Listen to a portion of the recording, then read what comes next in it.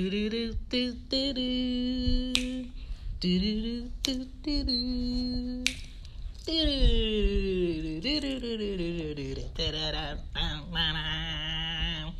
What up, y'all? This is Cozy Womb Podcast. My name is Shan, and I am here to deliver you all your child needs as a parent, as a caregiver, parenting, and surviving parent life. This is Cozy Womb. Let's get to it. Welcome or welcome back. Okay. The Cozy Womb topic today is for episode 15. What is child support for? Question mark. All right. So, as a parent of two, and before I was a parent, what I've seen is people take child support for, I'm going to get in your pockets, because you have a kid with me. And I've seen child support like, I'm giving this person child support, but this kid still don't have any new shoes. This kid still doesn't have any socks. When you see the child, they still missing things for school, or they still come to you when they need stuff as far as like basics. Oh, they don't have no lunch on their books for school, or whatever it is. The basic necessities of the child are not met. So I've seen it pro and con both ways. Child support, to me, as a parent, is for the parent who has a child primarily. The parent who has health insurance for the child coming out of their paycheck. The parent who's primarily takes the child or children to the doctor's appointments. A lot of males don't opt in to take a child to a doctor appointment. It's more so put on the mother or the woman to go ahead and do it. I use money that one of my children's fathers may give me to put in my child's savings account, or to help with childcare if needed.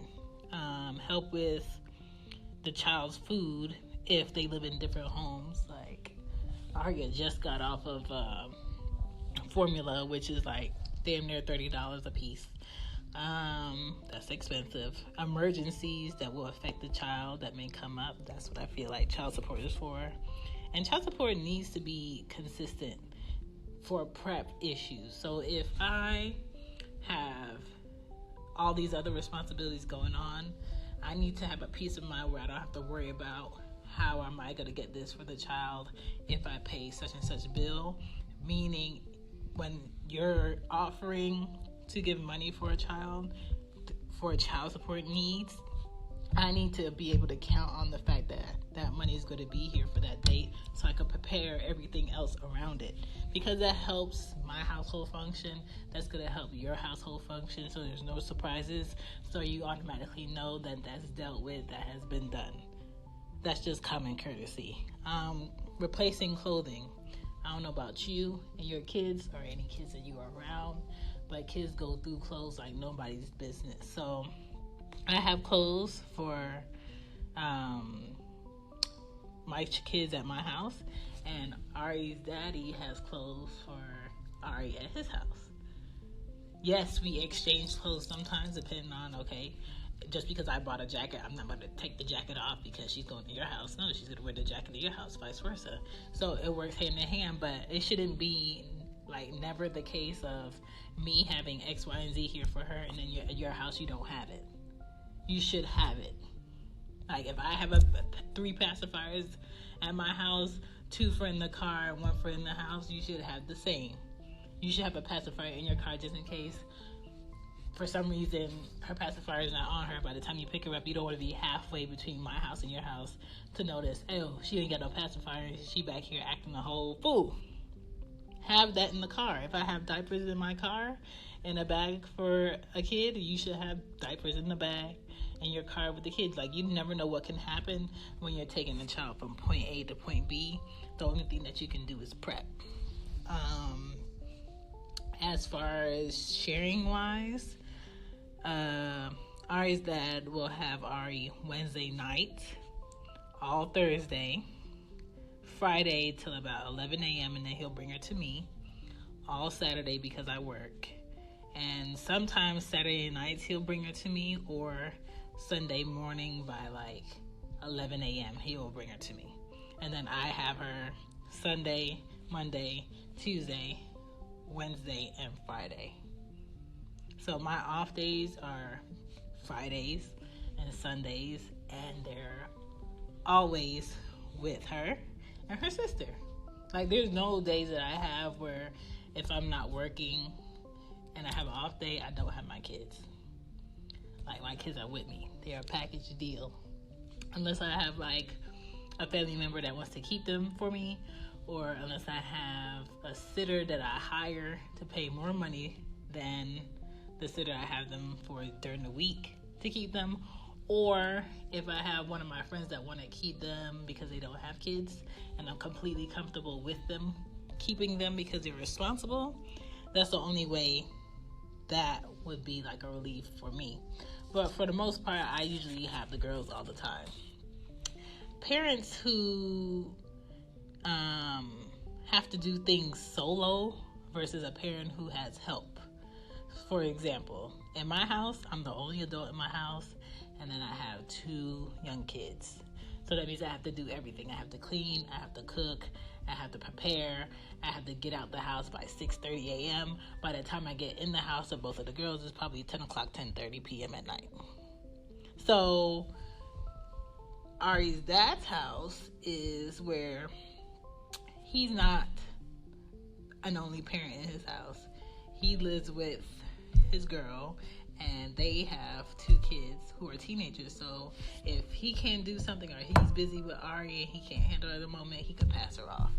I can't pass her off to nobody. So it's a lot more on me as a parent for a 1-year-old versus it being a lot on him. Anya's dad, I really don't mention a lot because I even have a hard time of saying Anya's dad because he does nothing that's dad-like or fatherly. He never has done anything for Anya emotionally, physically, financially. This guy has been on child support for Anya since she was 3 months and has never paid it. So right now it's in the thousands of thousands, and it's just stacking. We don't live in the same state. He lives in a different state, but he just wants to basically skate through life, and that's cool if you want to skate through life. But if you're going to be involved in any of my children's lives as a father, you cannot do anything half-assed. Like, I'm not about to allow it. So he wants to basically see Anya through pictures and video, Skype, FaceTime, whatever, but he doesn't want to do anything for her. He loves to brag about Anya on social media, but he never wants to do anything for her as a father. Let's say if one of his friends chose to fly into Atlanta or drive to Atlanta, he'll probably come to Atlanta for a week and probably take one day to hit me up on the day of. I don't have any prep between me working 2 jobs and be like, I want to see Anya. Well, sir, my schedule ain't in town, so let me drop everything and get Anya together so she can look at you, because that's all you're gonna do. You're not gonna do anything for her. Like, I'm tired of being the one to make a way or make a possibility when you're doing nothing.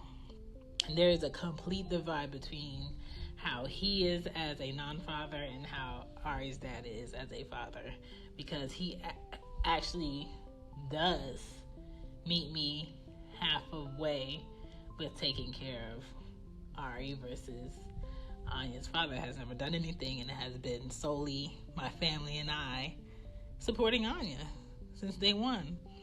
Seldomly, he may email me about Anya because he's not allowed to call me, because when we talk, it's kind of like he's more focused on what I'm doing, what I got going on, who I'm with, versus you calling to talk about a child. Therefore, I have cut off him being able to call me. Most of his numbers, when he does want to call my phone, are blocked. I allow him to email me so I can send a straightforward message back, it has to have a purpose. If it doesn't have a purpose, I usually go ahead and dead that email also. Seldomly, he will Skype just to stare at her. Listening to them talk, he doesn't feel comfortable talking with her. He never knows what to say. I recently stopped him from doing that just because he's been promising her things and never follows through. And I just don't want that to hurt her feelings. I mean, she's 4. But she understands, like, she knows that he's supposed to be her dad, quote unquote, but he acts like her sibling. So I always, when I'm talking about him, so people understand what father I'm talking about, I say her brother, quote unquote, because that's what he acts like. But she knows that he's supposed to be her dad, but his actions aren't dad-like because she has been involved in seeing what a father is supposed to do and how a father acts from Ari's dad being around her since she was 3 months. So she knows the difference. So she even calls him by his first name. She doesn't call him dad. She doesn't call him daddy or nothing like that. So that's kind of weird. But that's between him and her, and him not stepping up as a father he needs to be to Anya. So I'm never gonna bad talk her father in front of her, even though there's so much to say, just because I want her to grow up and make her own decisions on who her father is to her, and I don't want me having any influence in that. I just want her to see that, hey, I went out my ways to make sure, he had all the opportunity to do what he needed to do. There was never a place where I moved where he didn't know where I lived. There was never any time where he could not contact me whatsoever. There was never any time where if he did want to do something for Anya, he didn't know how to go about doing that. He just always chose not to do it. What else can I say about him? I just, I have no more effort to give as far as, connecting him to Anya for a relationship, because that's out of my hands. You can't make any male be a father. And I just didn't want to be my mom in that sense, because I've seen my mom struggle when my father lived in a comfy house, had multiple businesses, and she never tried to put him on child support. She never asked him for help for me at all. And it was me and my younger brother, but that's not his kid. But at the same time, I've seen my mom, we lived in shelters. We lived in Section 8 in Maryland before. And my mom struggled for a long time before she hinted at him doing something for me financially. And I think I was about 12, 13, when he took it upon himself to go get me a DNA test to make sure I was his after so long. And he knew I was his. He just wanted to be an asshole about it. And the test came back 99%, whatever. And then he asked me, he was like, so do you want to change your last name? And I was like, no. I said, my last name has been Marshall all this time. I'm not changing my last name. And so that got him offended. But he allowed me to be a beneficiary off of his Social Security. So some of his Social Security I was getting every month until I was 18 from him, just to help my mom out a little bit. But I know he wasn't doing it because he wanted to help. He was doing it because he felt obligated, because he didn't want my mother to put him on child support and get those back years of when he didn't pay child support. And I don't ever want anyone to help me or look out for me because they feel obligated. You should never feel obligated to do something for your child. It should be like a want that you want to do something for your child. Never look at your child as an obligation. You should want to do for your child. By no means is child support for getting my hair done, getting my nails done, eating out. pay my Netflix, extra for shopping for myself.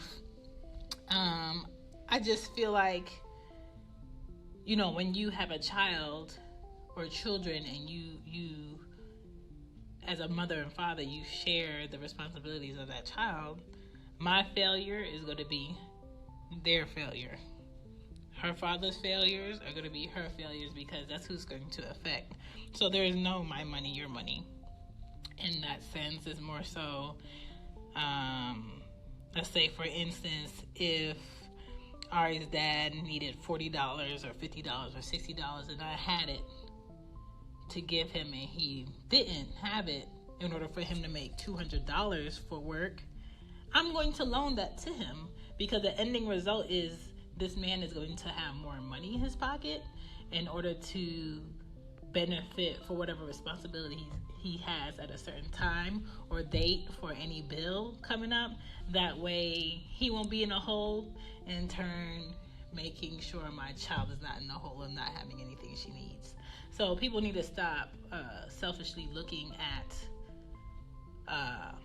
where the money is going when men and women exchange it when they share a child, because you just need to make sure that that woman is in a position to completely provide for that child.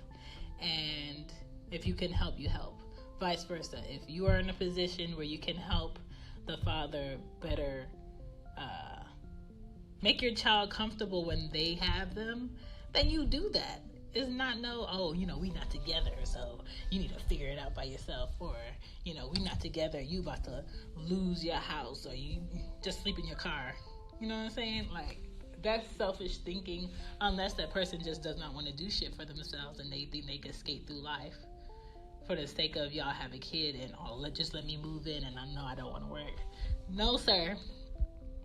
Like, I remember years ago, Anya's dad suggested he move to Atlanta and live with us. Sir, no. You haven't showed any responsibility prior to me giving birth to Anya, and you have the nerve to suggest that you would want to move in with me? No, sir. I have a house. I have a yard. I have a car. You know what I'm saying? I pay my rent on time. I have extra bills, and I take care of a child that we share. Therefore, I don't need you to move in. You can do nothing for me. But as far as like you not being in a relationship with your child's father, that does not prevent them from having a great relationship with a child. That's a choice. Like, I don't look at any of my children's fathers as a meal ticket. They both have responsibilities if they want to be responsible about them with their own families. All I'm saying is the only thing that they can never do that I would appreciate is be a great father for their kids. That's it. Like, there's no want for me to be in a relationship with either of them. There is no want for me to ruin their lives to where they can't be great men in life.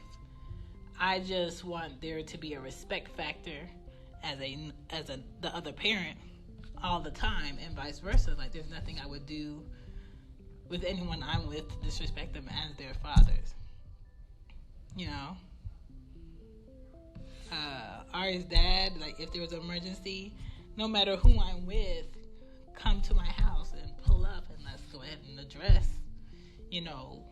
what's going on with Ari and whatever that is. Ari's doctor, I let him know where her doctor's office is, who's her doctor, who's going to have Ari if I'm not going to have her when I'm supposed to have her.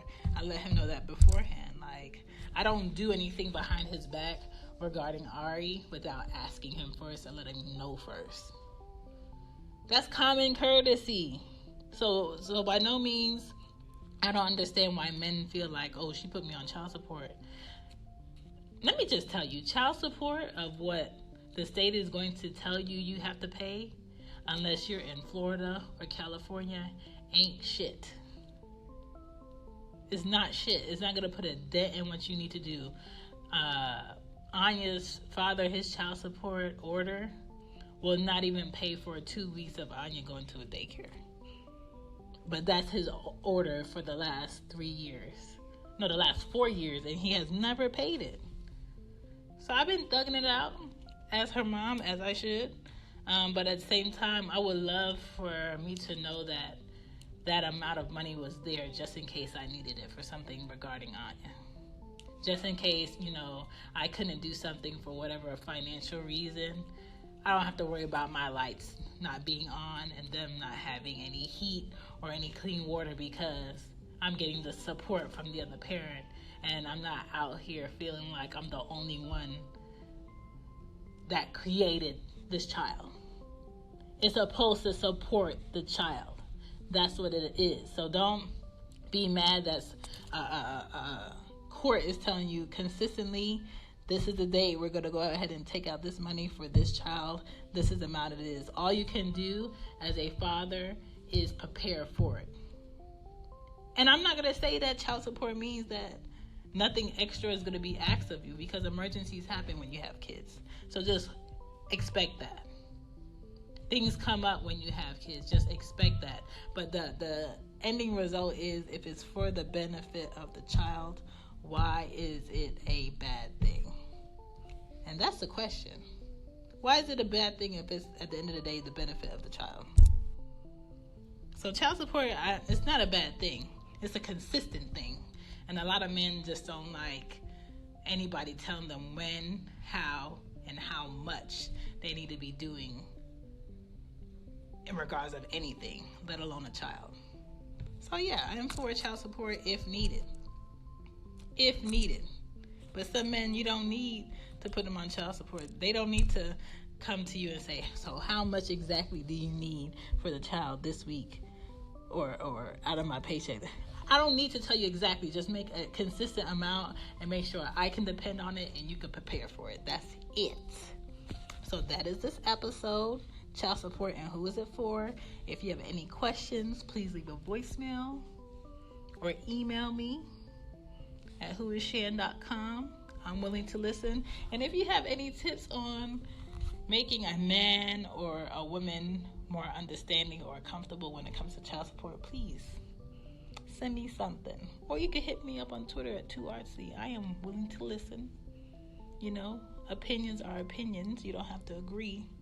But that's just how I see it as a parent of 2 young kids.